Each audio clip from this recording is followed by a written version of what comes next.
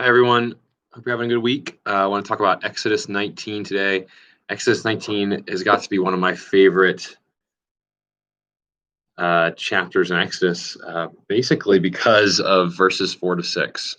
I think these are some of the most important verses in Exodus. I may have said that before, but really this time, I think they're really important. So let's get into it here. Let me pull up my notes. You think I would do that before I started the video? All right, here we go. So right off the bat, I want you to look at verses 1 to 6. And there's some setting here that takes place in verses 1 to 3, but really in verse 4, we get into it. So the initial command in verse 4, well, in verses 4 to 6 is like, okay, I've set you up.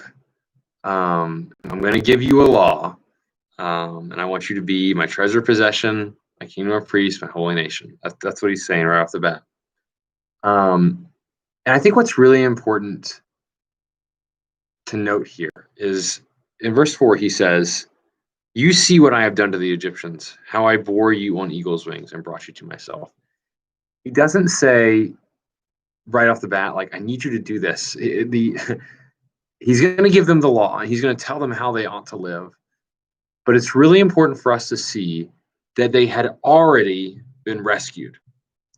In the New Testament, the Exodus coming out of Egypt is seen as like this prototype of salvation. You're brought out of slavery into freedom. And we need to see that redemption came before the law. What I'm saying is that obedience follows grace. It is because we are saved that we should never forget what's asked of us. Once we grasped the amazing and what God has done and how, that's when we can say, okay, God, I give you my life. I owe it to you because you have redeemed and you have rescued me. That is the foundation of the law, and we need to remember that because we get messed up on that sometimes. What we do is we find ourselves trying to earn favor from God, from other people, but that doesn't really change our lives. That just keeps us in this cycle of, I don't know, just feeling like we never quite get it right. Because if we view God as someone who's just demanding of us, we probably also view him as being disappointed in us. And if we view, and other people are probably disappointed in us, we can never live up to people's expectations. But when we see that what God loved us while we were enemies, that he brought us out of slavery when we did nothing to do to earn that or anything like that, that is when our life has changed. That's the power of grace in our lives. So there's three keys here. It's treasure possession, kingdom of priests, or holy nation. And your versions might have those phrases a little bit differently. I'm asking you to think about what those things mean, and I hope I gave you enough note here. What I think it means is this, that though every people group on earth is his, like he says, the whole earth is mine, God has chosen Israel to be his special possession, his treasured possession. They're his. Now, and this is a tension we see in the Bible. It's like God is present everywhere because he's God, but he's also especially present with his people. All the people are God's, but he's chosen Israel for a specific purpose. That's what election is. We're chosen. We're always elected to something. Very proper. I'm doing this on the day when we're trying to figure out who won the presidency, and like you're elected to something. And so God chose the people to be his. And this means that what they are elected to is that they are his representative to the nations. They're his kingdom of priests. I think this is kind of like what it means to be made in God's image. We're his representative. We're like him. Israel is supposed to be his kingdom of priests. And they were to do that. They were to represent him by living in a certain way, outlined in the law that's coming in the Ten Commandments and following chapters. That's what I mean. So God has elected them. He's chosen them. That means they're his special possession. He's elected them, chosen them to be his representative among the nations. And that will be accomplished by living according to the law so that people can see what God is like. That's what the law is. It epitomizes who God is. Okay. Now, the words in Exodus 19, 4 to 6 are are repeated basically in 1 Peter 12.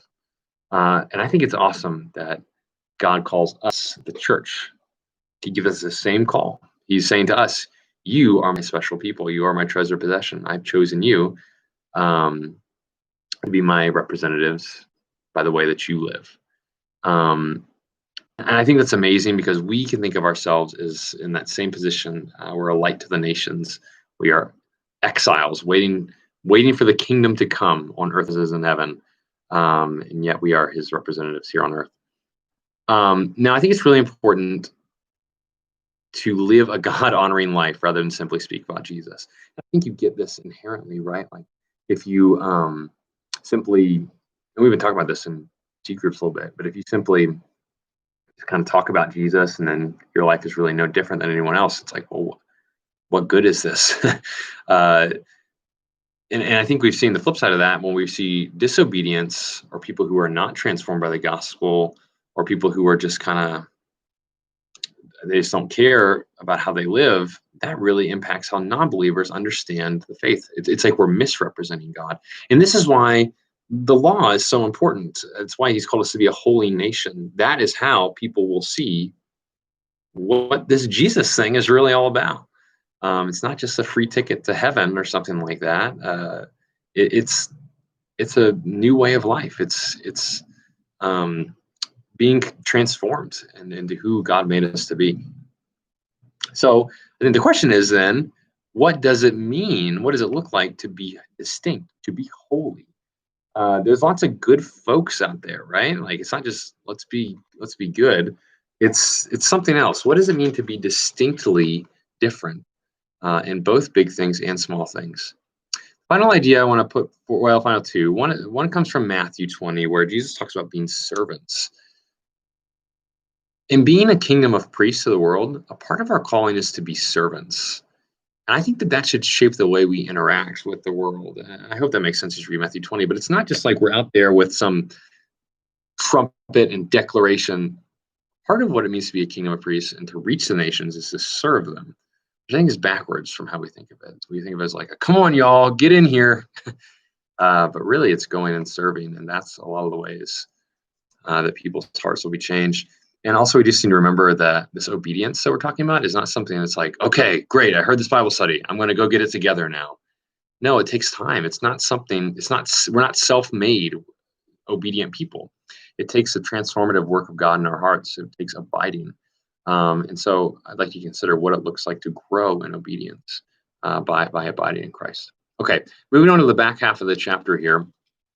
There's a lot of details missing in the rest of this chapter. We don't know all the chronology or why they necessarily did certain things they said they did. Like, why are they washing their clothes? Why are they abstaining from sexual relations? There's theories about these things. I didn't get into it too much because I feel like Moses didn't give us a lot of details here because it's really not his focus. We see that elsewhere in Exodus already. We've seen it a ton of times. So if you guys want to talk about that, entertain it for a while, but please don't miss the main thrust of the passage, which I think is this. Israel is preparing to meet her God. They had met God before in some different ways, but they're meeting God in a more complete way, like a more magnificent way, I guess you could say, that Israel or anyone had previously. And so consider, what are the instructions? These things are strange to us. These instructions are like, this is very odd. But I think the point is, I ask, we don't do this kind of thing to approach God. Why not? And I think it's because we just don't have this sense of like that anything needs to be done to approach God, right? We're just kind of like, well, if I want to pray, I just pray, right? God is accessible to us. And also the things listed here are kind of strange. Like, why would I do those things? What I want you to consider as you read Hebrews is that Hebrews makes a big deal about being in God's presence, right? Like Hebrews paints this picture of like, it is a miracle we're in God's presence. And when we understand that, we can understand that the blood of Christ makes our situation very different from the Israelites. They had to do something to prepare themselves, to consecrate themselves. We do not have to do that. The blood of Christ has made a way for us to enter into God's presence. So that, we're in a different situation than them. And that should shape the way we understand what happened on the cross. Um, so I first understand that, and then we'll go to the next portion. I have a little note. I mentioned my leader note earlier.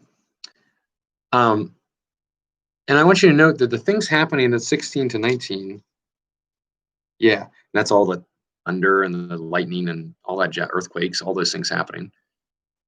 These things mean, okay, God is coming, God is here. And they were frightening. These people were shaken. They were like, oh man, this is serious.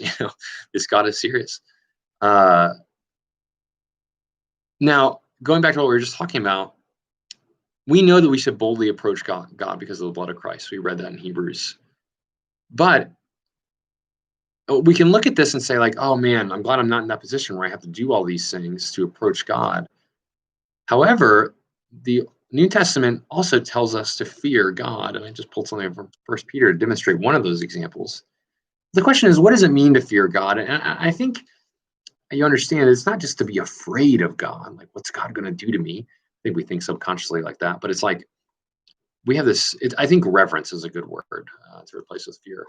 It's like holy respect.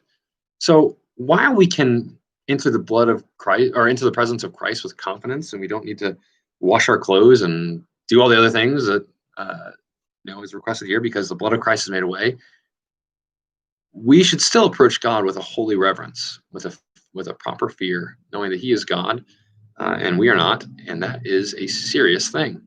Be in His presence, while it is available to us, should not be taken lightly. It's a miracle to be there because of how sinful we are. And so when you think about this, I think we can find ourselves on an extreme, somewhere on the spectrum.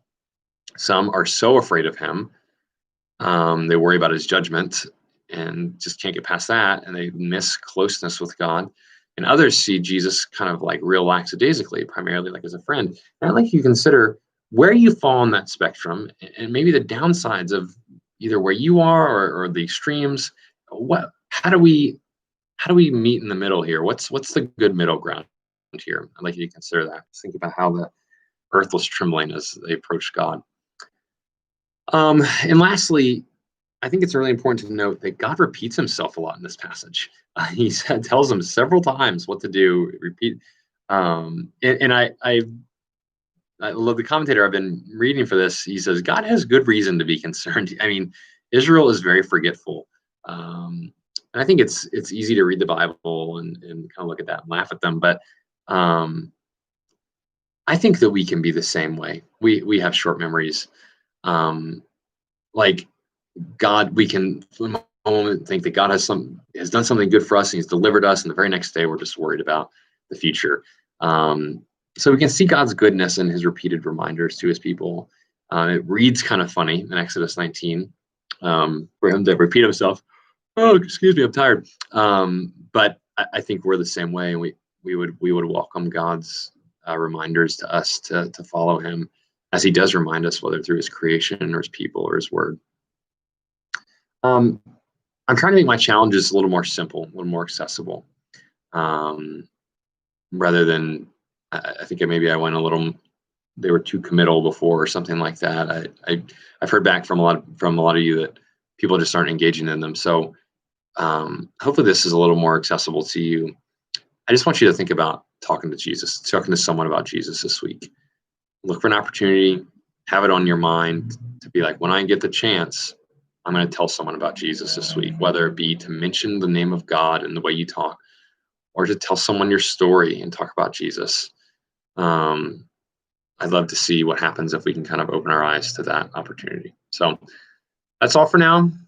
This is the last study from me for the semester. Nick is writing on the 10 Commandments.